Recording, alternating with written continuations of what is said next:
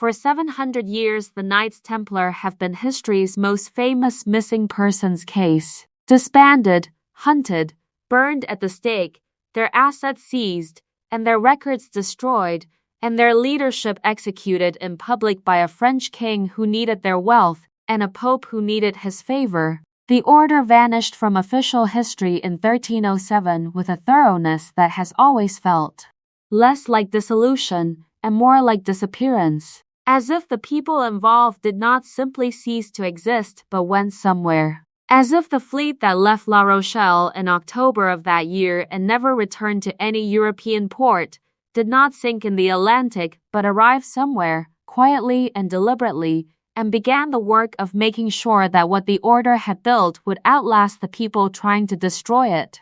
Researchers have been following that thread for decades. Historians, archaeologists, maritime scholars, and the kind of independent investigators that institutional academia is sometimes too cautious to take seriously, have been assembling a case from fragments and inference, and the occasional physical find that pointed in a direction the mainstream was reluctant to go. And now, new research has locked it in.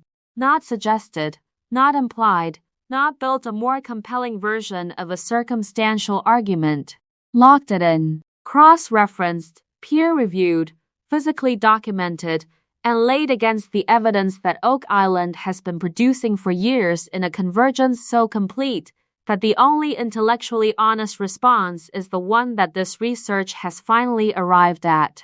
Case closed. The Knights Templar built the money pit, and what they buried inside it is still there. Good to see you back, and if someone just dropped this video in your feed and you have never spent time with this story before, you have stumbled into something that is going to be very hard to walk away from. Hit subscribe and tell us in the comments what corner of the world you are joining from tonight, because this community reaches further than you might think. And tonight this community gets to witness something that the years of work behind this search have been building toward without knowing exactly when it would arrive. New research, drawn from multiple disciplines and cross-referenced against the physical evidence that the Oak Island excavation has been accumulating across more than a decade of serious scientific work, has produced a conclusion that the evidence was always pointing toward but that nobody with institutional credibility had been willing to state in those exact terms until now. The Knights Templar were on Oak Island, the money pit is their work, and the case, as of the research now sitting on the table, is closed. What that means for what is buried at the bottom of that shaft is something that the next few minutes are going to make very clear. The new research did not begin with Oak Island. That is one of the things that makes it so significant and so difficult to dismiss. It began in the archives. Specifically, it began with a systematic re-examination of documents held in repositories across France, Scotland, Portugal, and the Vatican that relate to the Templar suppression of 1307 and the years immediately preceding it. Researchers working independently across these collections, comparing notes through an academic collaboration that has been underway for several years, identified a pattern in the documentary record that previous scholarship had not assembled in one place. The pattern concerns the La Rochelle fleet. The official historical account of the Templar fleet is that it vanished.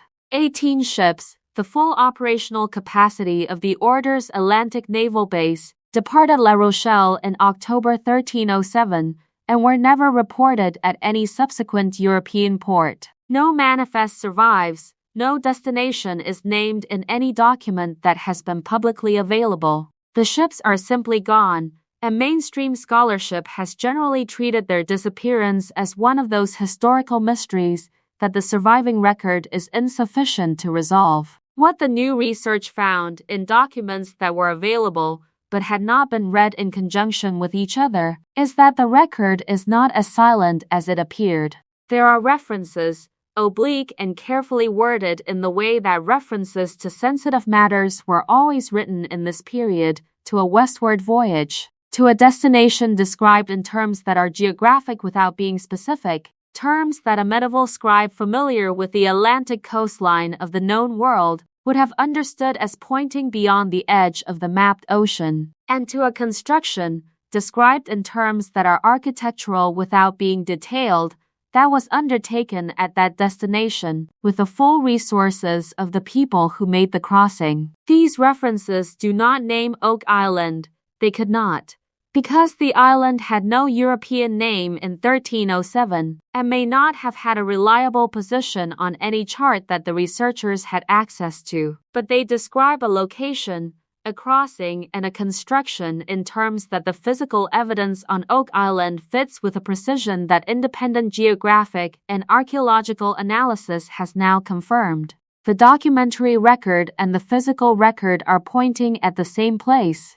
That is what the new research established. And when two independent lines of evidence converge on the same conclusion without being designed to do so, that convergence is the most powerful kind of confirmation that historical research can produce. The physical evidence from Oak Island that the new research was cross-referenced against is not a single find or a single analysis. It is an accumulated body of material spanning decades of excavation and representing multiple disciplines, and what the research did was demonstrate that this body of evidence is internally consistent in a way that only makes sense if a single organization with specific characteristics was responsible for the original construction. The engineering of the money pit is the foundation of that case, and it remains the most powerful single argument for the Templar theory. The flood tunnel system, the hydraulic defense mechanism that has defeated every excavation attempt for over 2 centuries, did not emerge from a tradition of construction that existed in the early European settlements of North America. It did not emerge from the engineering knowledge of any indigenous culture that inhabited this region. It is consistent, in its design philosophy and its technical execution, with the hydraulic engineering that the Knights Templar developed during their decades of construction in the Holy Land and deployed across their network of fortifications and infrastructure in Europe. The specific combination of a deep vertical shaft, systematic wooden platforms at regular intervals, and a network of flood tunnels that activate at a precise depth to protect the lowest chamber is not a design that appears anywhere in the documented construction record of the early modern period in North America. It appears in the Templar engineering tradition. The passive defense philosophy, building something that protects itself through the forces of nature rather than requiring active guarding, is a Templar signature that shows up repeatedly in their documented construction work and shows up here with a consistency that the new research now formally establishes as too specific to be coincidental. The textile evidence adds the chronological anchor. The wool recovered from the original construction layer of the Oak Island site and dated through radiocarbon analysis to the late 13th or early 14th century places human activity at this site in precisely the window that the documentary record now describes. Textile analysis confirmed the weave as consistent with European medieval monastic and military production. A blind analysis by specialists with no knowledge of the sample's origin identified its characteristics as matching the Templar textile tradition. The date, the weave, the fiber composition, and the construction context all align. The metallurgical evidence from previous seasons, the ironwork and the lead cross, and the various metal objects recovered from depth, fits the same profile. Medieval European manufacture, consistent with the period, inconsistent with any later visitor who might plausibly account for their presence at the depths where they were found. Each of these lines of evidence was significant on its own. Together, cross-referenced by the new research against the documentary record from the archives, they form an evidentiary structure that the researchers describe in terms that historical scholarship rarely uses: convergent, consistent, and conclusive. The maritime pathway that brought the Templars to Oak Island is no longer the weakest link in the argument, and the new research addresses it directly. The assumption that a transatlantic crossing in 1307 was beyond the capability of medieval European navigation has always been the most common objection to the Templar theory, and it has always been an objection that reflected a limited understanding of what medieval Atlantic sailors actually knew and could do. The Vikings reached North America 5 centuries before Columbus. The Basque fishing fleets were operating in Atlantic waters far to the west of any mapped coastline generations before the official age of exploration. The Portuguese navigators who formally opened the Atlantic in the 15th century were building on knowledge that had been accumulating for a long time before their voyages were officially recorded. The Templar fleet was not operating in ignorance of Atlantic conditions. La Rochelle was an Atlantic port, and the Templars had been sailing from it for generations. The order had connections to the Basque maritime tradition and to the Portuguese navigators who were already pushing into the open ocean in the early 14th century. The nautical knowledge required to cross the Atlantic and find a specific coastline was available to an organization with the Templars' resources and relationships, and the new research traces several of those connections in more detail than previous scholarship had assembled. The route from La Rochelle to the Nova Scotia coast, following the northern Atlantic currents in the way that Viking navigators had followed them 5 centuries earlier, is not a speculative proposition. It is a documented sailing route that experienced Atlantic navigators knew how to follow. The Templars had access to experienced Atlantic navigators. The new research establishes those connections with documentary evidence that had not previously been brought together in one place. The fleet left La Rochelle.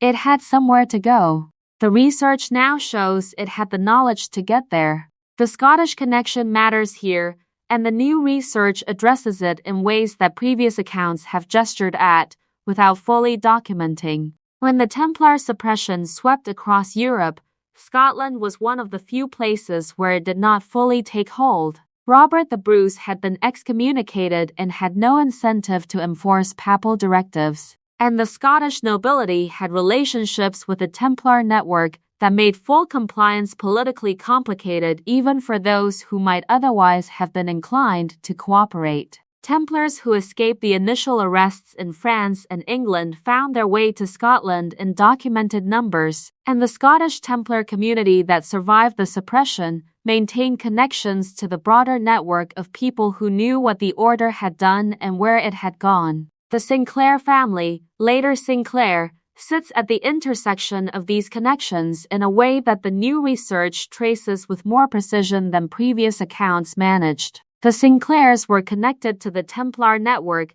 through documented relationships going back to the early 12th century. They were connected to the Scottish Church and to the community of navigators and explorers who were pushing the boundaries of the known Atlantic world in the 14th and 15th centuries. And Henry Sinclair's voyage to the coast of North America in 1398, documented in sources that mainstream scholarship has been slow to fully credit, but that independent researchers have been building a case around for decades, represents a return visit to a coastline that the Templar fleet had already reached nearly a century earlier. The new research traces the chain of knowledge from the original 1307 voyage through the Scottish Templar community to the Sinclair voyage of 1398, with a documentary precision that previous accounts did not achieve. It shows that the knowledge of what was on Oak Island did not die with the people who built it. It was maintained within a specific network of families and institutions for generations, waiting for a moment when retrieval might be possible. A moment that apparently never came in a form that made the risk of recovery acceptable. What that implies about the significance of what is buried there is something the research addresses with appropriate care. Organizations do not maintain generational knowledge of a hidden location for nearly a century unless what is hidden justifies the effort of maintaining that knowledge. The Templars did not build the money pit to protect something ordinary. The researchers who produce this work are not treasure hunters. They are historians and archaeologists and maritime scholars who came to this question from their own disciplines and followed the evidence where it led. And where it led them was to a conclusion that the evidence had been pointing toward for years, and that the accumulation of physical finds from Oak Island finally made it impossible to avoid stating directly. The case is closed not in the sense that every question has been answered. The case is closed in the sense that the question of who built the money pit, and when, and why has been answered with the kind of convergent, cross-disciplinary, physically anchored evidence that historical research uses to establish conclusions that are no longer reasonably open to dispute. What is not yet answered is what is at the bottom of it. And that question, the one that has driven this search for over 2 centuries, and that the new research makes more urgent rather than less, is the question that the Oak Island team is now positioned to answer in a way that no previous generation of searchers has been. Because knowing who built the money pit, knowing their capabilities and their resources and their institutional priorities, knowing what they were protecting and what they were afraid of and how long they expected to need to protect it, changes the nature of the excavation in a fundamental way. You dig differently when you know what you are looking for and who put it there. The island is still resisting. The water is still a factor, and the depth is still a challenge, and the engineering that the Templars built to defeat exactly the kind of effort the modern team is mounting is still performing after 7 centuries with a reliability that is, even now, genuinely remarkable. The flood tunnels still flood, the ground still shifts. The conditions that have defeated every previous attempt at retrieval have not changed simply because the research has changed. But the research has changed everything about the terms of the effort. The team is not digging toward a mystery anymore. They are digging toward a known destination, with a known history, built by a known organization for known reasons in a known period of time. The uncertainty that has always surrounded this search, the uncertainty that has broken people and bankrupted expeditions and driven otherwise rational individuals to the edge of obsession, has been replaced by something harder and more demanding. Certainty. The certainty that what is down there is real. That it was put there by the most sophisticated organization of the medieval world. That it was protected by the best engineering that organization could devise. And that the research now sitting in the scholarly record, cross-referencing documents from 4 countries against the physical evidence of more than a decade of serious excavation, has established beyond reasonable dispute that the Knights Templar sailed to Oak Island in 1307, built the money pit, buried what they carried, and sealed it with the full weight of their institutional capability and their institutional determination. Case closed on who built it. The question of what they built it to protect is about to be answered in the ground. What comes next, you do not want to miss.